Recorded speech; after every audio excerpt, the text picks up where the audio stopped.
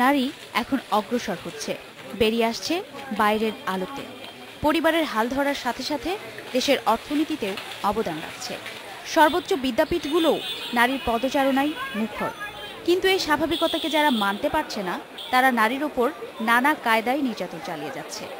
হয়তো তরকারি খারাপ হইলে হয়তো থারি ধরে মিল্লা দিবে, মারবে, তাইতে এখন তার হাত তুলতে তার পারি না, কইতেও তো আর পারি না, এমনি শুয়ে থাকি। একজন মানুষের উপরে আরেকজন মানুষ অত্যাচার করাটা খুব খারাপ, সেটা যেই সেন্সেই হোক। প্রত্যেকটা এজেই মেয়েরা ফেস করে। বাসে আমরা চলছি, হয়তো কোন একটা মধ্যবয়সী লোক গায়ে হাত দিল।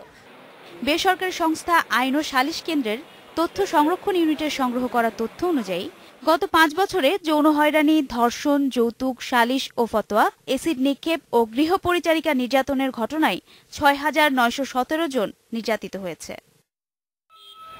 নারী নির্যাতন ঠেকাতে পুরুষদের মধ্যে সচেতনতা তৈরিতে মানবাধিকার ও বেসরকারি সংস্থাগুলোর কাজ করা দরকার বলে মনে করেন আইন ও সালিশ কেন্দ্রের নির্বাহী পরিচালক সুলতানা কামাল। আগে যদি বলতো যে তুমি চুপ করে থাকো, কথা বলবে না, নারী সেটা মেনে নিয়েছে। এখন চুপ করে থাকো, কথা বলতে পারবে না বললে নারী শুনছে না। নারী বলছে কেন আমি চুপ করে থাকবো। নারী তো এখন চ্যালেঞ্জ করছে পুরুষতান্ত্রিকতাকে। কাজেই অনেক বেশি সাংঘর্ষিক একটা অবস্থার মধ্যে আমরা এসে দাঁড়িয়েছি। এখন চ্যালেঞ্জটা হচ্ছে মানুষের সম অধিকারের।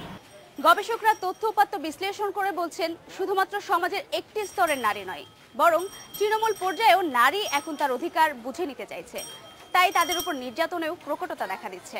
সমাধান হিসেবে গবেষকরা বলছেন, সম্মিলিত প্রতিরোধ আর সমাজের সবার ভেতর সচেতনতাই পারবে নারী নির্যাতন বন্ধ করতে। Marufa Rahman, independent news, Dhaka.